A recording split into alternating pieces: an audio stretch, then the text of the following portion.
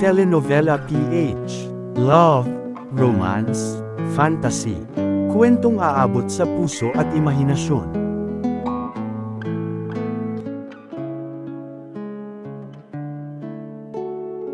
Langit, Lupa, Impyerno. Book 5, Ang Pagbabalik ng Dragon. Episode 1, Ang Marka. Mabigat ang katahimikan sa loob ng opisina ni Don Rafael Sevilla. Tahimik siyang nakatayo sa harap ng malaking bintana habang pinagmamasdan ang ilaw ng lungsod sa kalaliman ng gabi. Ngunit kakaiba ang pakiramdam niya. Parang may kung anong paparating. Isang bagay na matagal na niyang kinatatakutan. Mahigpit niyang hawak ang baso ng alak ngunit halatang hindi mapakali ang kanyang mga mata. Ilang beses siyang napapalingon sa pinto, parang may hinihintay na balita. At sa hindi malamang dahilan, mula kanina pa mabigat ang dibdib niya. Maya-maya, biglang tumunog ang cellphone niya. Agad siyang napalingon. Nang makita ang caller ID ng isa sa mga tauhan ni Jerome, mabilis niya itong sinagot. Ano? Malamig niyang bungan. Ngunit sa kabilang linya, magulo ang paghinga. At may halatang takot sa boses ng kanyang tauhan. Sir, nanginginig nitong sabi. Nanganganib si Young Master. Biglang tumalim ang tingin ni Don Rafael. Anong nangyari? Hindi namin sila kaya. Sa likod ng tawag ay maririnig ang sigawan, tunog ng santukan, at putol-putol na putok ng baril. Parang may digmaang nagaganap. Nasaan si Jerome? Sigaw ni Don Rafael. Tahimik sandali ang kabilang linya bago muling nagsalita ang tauhan. At sa pagkakataong iyon, halos mawala ng kulay ang mukha ni Don Rafael. Malakas ang kalaban. Humigpit ang hawak niya sa cellphone. At ang pinuno nila, parang bumagal ang oras. Nagpakilalang dragon. Biglang nanigas si Don Rafael. Parang may malamig na tubig na bumuhos sa buong katawan niya. Unti-unting nanginig ang kamay niyang may hawak ng cellphone. Hindi. Imposible. Patay na dapat ang taong iyon. Matagal na. Sir. Tawag ng tauhan sa kabilang linya. Ngunit hindi agad nakasagot si Don Rafael. Dahil sa isip niya, unti-unting bumabalik ang mga alaalang pilit niyang ibinaon sa nakaraan. Dugo, sunog, sigawan, at isang pangalang minsan ng halos sumira sa buong Sevilla family. Dragon, ang lalaking hindi dapat muling nagpakita. At ang taong may koneksyon sa tunay na lihim ni Jerome Sevilla. Samantala, sa lugar nila Ann Rivera, unti-unting nagkakagulo ang buong eskinita. May mga taong nagsisilipan sa bintana. May mga batang mabilis na pinapasok ng kanilang mga magulang sa bahay. At mula sa kabilang kanto, maririnig ang magulong sigawan at malalakas na kalabog. May bar ilan ba? May mga nagsusuntukan. Tumawag kayo ng pulis. Nag-aalala ng lumabas ng bahay ang ama ni Ann habang sinusundan naman siya ng kanyang asawa. Anong nangyayari? Naguguluhang tanong nito. Agad lumapit ang isang kapitbahay, halatang kinakabahan. Pare, mabilis nitong sabi, yung lalaking bisita ninyo kanina. Biglang kinabahan ang dibdib ng ama ni Ann. Bakit? Anong meron kay Jerome? Napalunok ang kapitbahay bago tumuro sa kabilang kanto. May kalaban siya roon. Parang biglang nanlamig ang buong katawan ng mag-asawa. Sa loob ng bahay, narinig yun ni Ann. At agad siyang napatayo. Ano po? Gulat niyang tanong habang mabilis na lumalabas.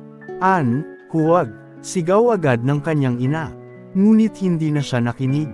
Mabilis siyang tumakbo palabas ng gate habang bumubuhos muli ang mahinang ulan. At habang papalapit siya sa kabilang kanto, mas lalong lumalakas ang kabog ng dibdib niya. Dahil ngayon niya lamang naramdaman ang ganitong klaseng takot. Hindi para sa sarili niya, kundi para kay Jerome. Pagdating niya sa dulo ng eskinita, biglang nanlaki ang kanyang mga mata. Nagkalat ang mga sugatang lalaki sa kalsada. May mga duguan. May hirap tumayo, at sa gitna ng magulong eksena, nakatayo ang isang matandang lalaking nakaitim. Habang si Jerome ay tila hindi makagalaw. Jerome, napasigaw si Ann. At sa mismong sandaling narinig ni Jerome ang boses niya. Biglang nagbago ang ekspresyon ng matandang dragon. Dahan-dahan itong napangiti, parang may bagay itong tuluyang nakumpirma. Anne, huwag kang lalapit. Galit ngunit puno ng pag-aalalang sigaw iyon ni Jerome. Nanigas si Anne sa gitna ng basa at magulong kalsada habang nakatingin sa kanya si Jerome na pilit pa ring ginagalaw ang sariling katawan. Bakit ka pa pumunta rito? Madiing tanong nito, halatang desperado, halatang kinakabahan. Sa unang pagkakataon, nakita ni Anne ang totoong takot sa mga mata ni Jerome. Nag-aalala ako sa iyo, nanginginig niyang sagot. Tahimik ang paligid matapos ang sinabi niya. Maging ang mga sugatang tauhan ng Sevilla ay napatingin sa kanilang dalawa. At sa gitna ng lahat, tahimik lamang na nakatingin ang matandang dragon kay Anne. Ngunit unti-unti, may kakaibang saya ang lumitaw sa mukha nito. Parang may matagal na itong hinahanap. Parang may bagay itong ngayon lang nakita. Mahina itong natawa. Dahan-dahan itong inikat ang tingin kay Anne habang tila sinusuri siya. At doon unang nakaramdam ng kakaibang lamig si Anne. Hindi dahil galit ang matanda, kundi dahil pakiramdam niya. Parang may binabasa ito sa loob niya. Interesting, mahinang sabi ni Dragon. Bahagyang kumunat ang noo nito. Pagkatapos ay tila nagulat. Hindi ko siya naramdaman. Nanigas ang mga anino ng Sevilla. Maging si Jerome ay napatingin agad sa matanda. Patuloy lamang sa pagsasalita si Dragon habang nakatitig kay Anne. Maging ang presensya niya, unti-unting nagdilim ang mga mata nito. Ang isip niya, tahimik sandali ang matanda, tila sinusubukang abutin ang kung anong hindi niya maintindihan. Parang may nakaharang, biglang bumigat ang hangin sa paligid. Dahil sa unang pagkakataon, parang may bagay na hindi kayang maabot ng dragon. At halatang hindi ito sanay sa ganoon. Dahan-dahan itong napalingon kay Jerome. Ngunit ngayon, may kakaiba ng emosyon sa mga mata nito. Pagkagulat, at matinding interes. Sino ang babaeng yan? Mababa nitong tanong. Agad tumalim ang tingin ni Jerome. Wala kang kinalaman sa kanya, malamig niyang sagot. Ngunit lalo lamang napangiti si Dragon. At sa paraan ng pagtitig nito kay Anne, parang may mas malaking lihim na unti-unti nang nabubuksan. Biglang bumigat ang dibdib ni Jerome habang nakatingin si Dragon kay Anne. Hindi dahil natatakot siyang saktan nito si Anne, kundi dahil baka matuklasan ng matanda ang lihim na matagal na niyang tinatago. Ang katotohanan tungkol kay Anne. Mahigpit na napapikit si Jerome sandali habang pilit pinapakalma ang sarili. Dahil mula pa noong unang araw, alam na niyang iba si Anne. Naalala niya ang unang beses niya itong makita sa kantin ng paaralan. Maingay noon, magulo, punong-puno ng emosyon ang paligid. At gaya ng nakasanayan niya mula pagkabata, kusa niyang nararamdaman ang mga tao sa paligid niya.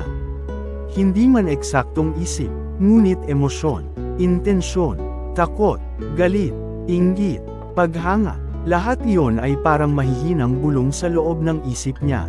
Sanay na siya roon. Kaya nang dumaan siya noon sa kantin, narinig niya agad ang iniisip ng halos lahat. Ang paghanga nina Laika at Kathy. Ang excitement ng ibang babae. Ang inggit ng ilan. Maging si Marco, ramdam niya agad ang kaiabangan at madilim na intensyon nito. Ngunit pagkatapos, bigla siyang napatingin kay Anne. At doon unang beses siyang natigilan. Wala siyang maramdaman. Walang bulong. Walang emosyon. Parang may tahimik na espasyong hindi niya mapasok. At sa unang pagkakataon sa buong buhay niya, may taong hindi niya mabasa. Doon nagsimula ang lahat. Hindi dahil pinakamaganda si Anne. Hindi dahil mabait ito, kundi dahil pakiramdam niya. Sa wakas, may isang taong hindi siya natatakot kontrolin o basahin. Isang taong normal niyang nakakasama. Isang taong tahimik, totoo, at espesyal. Kaya habang nakatingin ngayon si Dragon kay Anne, unti-unting kinakabahan si Jerome. Dahil kung may isang taong posibleng makapansin sa katotohanan tungkol kay Anne, maaaring ang matandang nasa harap niya iyon. Jerome, mahinang tawag ni Anne habang nag-aalala. Ngunit hindi siya sumagot, nakatitig lamang siya kay Dragon. Handang gawin ang lahat, Maprotektahan lamang ang lihim ng babaeng mahal niya. Tahimik ang buong eskinita. Maging ang mga anino ng Sevilla ay tila hindi makagalaw habang nakatingin si Dragon kay Anne. At habang tumatagal, mas lalong lumalawak ang ngiti ng matanda. Parang isang taong sa wakas ay natagpuan ang matagal nang nawawalang bagay. Pagkatapos, bigla itong natawa ng malakas, mabigat, nakakakilabot, umaalingaw-ngaw sa madilim na kalsada. Sa wakas, mababa nitong sabi habang hindi inaalis ang tingin kay Anne. Unti-unting nanlamig ang pakiramdam ni Anne. Hindi niya maintindihan kung bakit, pero parang pakiramdam niya'y nakikita siya ng matanda hanggang sa kaibuturan ng pagkatao niya. Nakita ko na rin, pagpapatuloy ni Dragon. Ang matagal na naming hinahanap. Nanigas ang buong katawan ni Jerome. At doon tuluyan siyang natakot. Dahil sa tono ng matanda, parang may alam ito tungkol kay Anne. Mga bagay na kahit siya ay hindi pa lubos na naiintindihan. Biglang tumalim ang tingin ni Jerome habang pilit tumatayo kahit hirap pa ring igalaw ang katawan. "Wag na wag mong gagalawin si Anne." Galit niyang sigaw.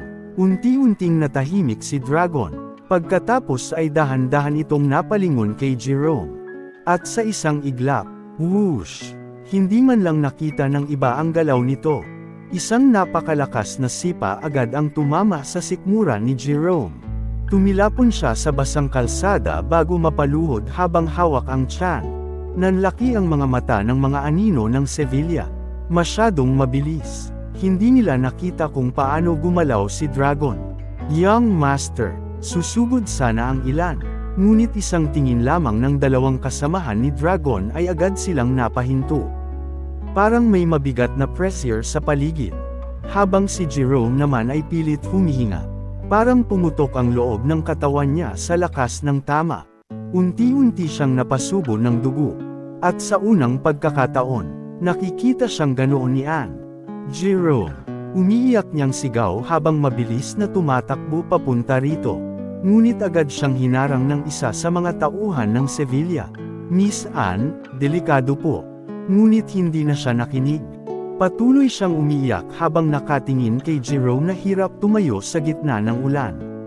Samantalang si Dragon ay tahimik lamang na nakatingin sa kanilang dalawa.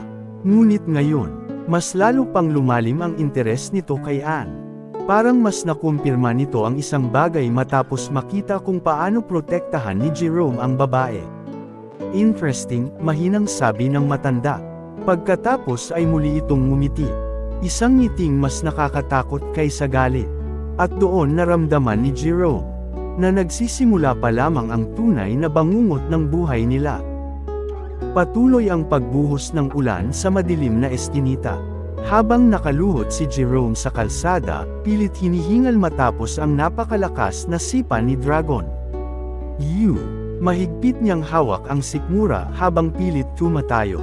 Ngunit kahit siya, hindi makapaniwalang ganoon kalakas ang matanda. Samantala, dahan-daang nagsimulang maglakad si Dragon papunta kay Anne. Mabagal, kalmado, ngunit bawat hakbang nito ay parang nagpapabigat sa hangin. Napaatras si Anne habang nanginginig ang buong katawan. Hindi niya maintindihan kung bakit, pero pakiramdam niya, parang may malamig na kamay na unti-unting sumasakal sa kanya. "Miss Anne." Mabilis na sumugod ang tatlong anino ng Sevilla at pamwesto sa harap niya. Duguan na ang mga ito. May hirap ng tumayo, ngunit nanatili silang nakaharang para protektahan siya. "Hindi kayo makakalapit sa kanya." Sigaw ng isa habang nakahanda ang baril.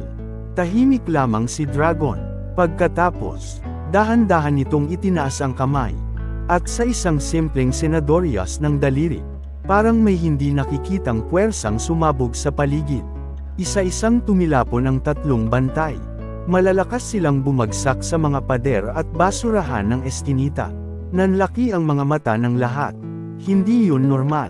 Walang umawak sa kanila. Walang tumama. Pero para silang hinampas ng napakalakas na hangin. "Impossible," mahina at gulat na bulong ng isa sa mga natitirang tauhan ng Sevilla. Ngayon, wala nang nakaharang kay Anne. Mag-isa na lamang siyang nakatayo sa gitna ng ulan.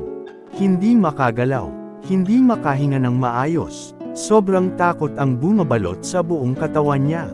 Habang si Dragon ay patuloy na lumalapit. Tahimik, nakatingin diretso sa kanya. At habang papalapit ito, may kakaibang pakiramdam na unti-unting lumalakas sa loob ni Anne. Parang may natutulog na bagay sa kaibuturan niya na gustong magising. Sa di kalayuan, pilit na tumayo si Jerome kahit nanginginig ang katawan. Huwag! Dugo ang tumutulos sa labi niya habang pilit iniunat ang kamay papunta kay Anne. Huwag mo siyang lalapitan. Ngunit hindi man lang lumingon si Dragon. Huminto lamang ito ilang hakbang mula kay Anne. At sa unang pagkakataon, nagkatapat ang kanilang mga mata. Biglang nanlaki ang mga mata ng matanda. Parang may nakita itong bagay na lalong nagpakumpirma sa kanyang hinala. Pagkatapos ay marahan itong ngumiti. Hindi ako nagkamali, mahina nitong sabi. At sa sandaling iyon, mas lalo lamang natakot si Jerome Sevilla. Patuloy ang malakas na ulan habang magkatapat sina Dragon at Anne sa gitna ng madilim na eskinita. Hindi makagalaw si Anne, parang nanigas ang buong katawan niya sa sobrang takot. Habang si Dragon naman ay tahimik lamang na nakatingin sa kanya, tila sinusubukang basahin ang mismong pagkatao niya. Maya-maya, dahan-daang nagsalita ang matanda. Anong pangalan mo? Nanginginig ang labi ni Anne habang pilit sumasagot. Ako si Anne. Bahagyang napalunok siya. Anne Rivera. Tahimik lamang si Dragon. Sino ang mga magulang mo? Napatingin si Anne sa kanya, nagtataka kung bakit nito itinatanong iyon. Anak po ako nila Miguel Rivera at Susan Rivera. Ilang segundo siyang tinitigan ng matanda. Ngunit unti-unting kumunat ang noo nito. Hindi pamilyar. Wala sa alaala niya ang mga pangalang iyon. Hindi sila kabilang sa mga taong kilala niya noon. At lalong hindi sila konektado sa mga lihim na mundong matagal niyang ginagalawan. Ngunit kahit ganoon, mas lalong lumalakas ang kutob niya. May kakaiba sa babaeng ito. At habang mas lumalapit siya, mas lalo niyang nararamdaman ang isang bagay na hindi niya maipaliwanag. Parang may mabigat na puwersang unti-unting humihila pababa sa katawan niya. Unti-unting bumibigat ang paghinga niya. Nanigas ang ekspresyon ni Dragon. Dahil ngayon lang niya naramdaman iyon matapos ang napakaraming taon. Panghihina, bahagya siyang napahinto. Napansin iyon ni Jerome kahit hirap na hirap siyang tumayo. At doon biglang bumilis ang tibok ng puso niya. Dahil alam niyang may nangyayari.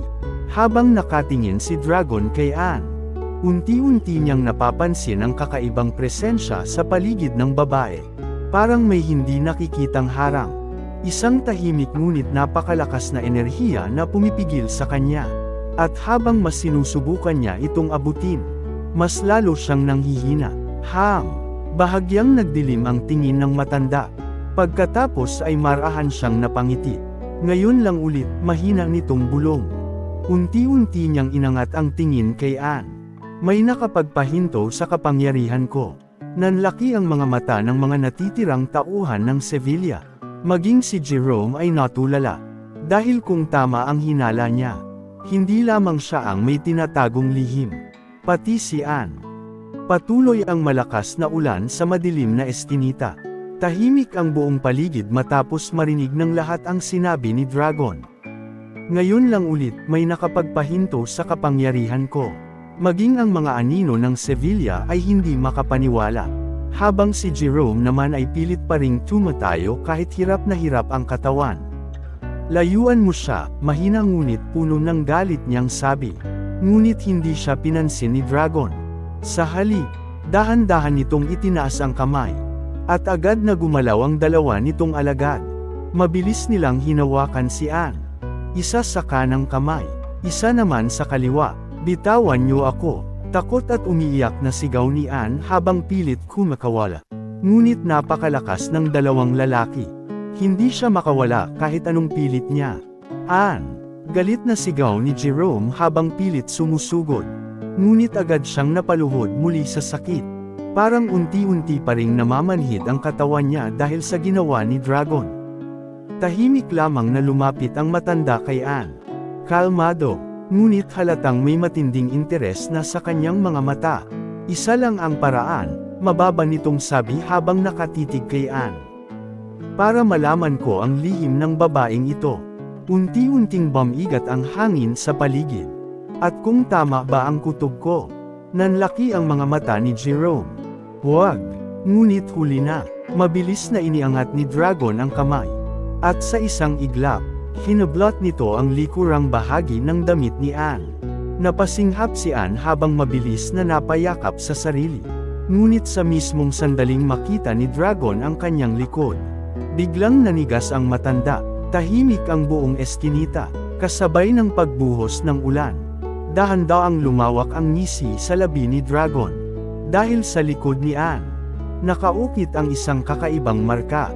Isang simbolo, isang marka ng Dragon. Nanlaki ang mga mata ng lahat. Maging si Jerome ay tila nawalan ng hininga. At sa unang pagkakataon matapos ang napakaraming taon, nakaramdam ng matinding excitement si Dragon. Ha ha ha ha. Umalangaw-ngaw ang nakakakilabot nitong tawa sa buong eskinita.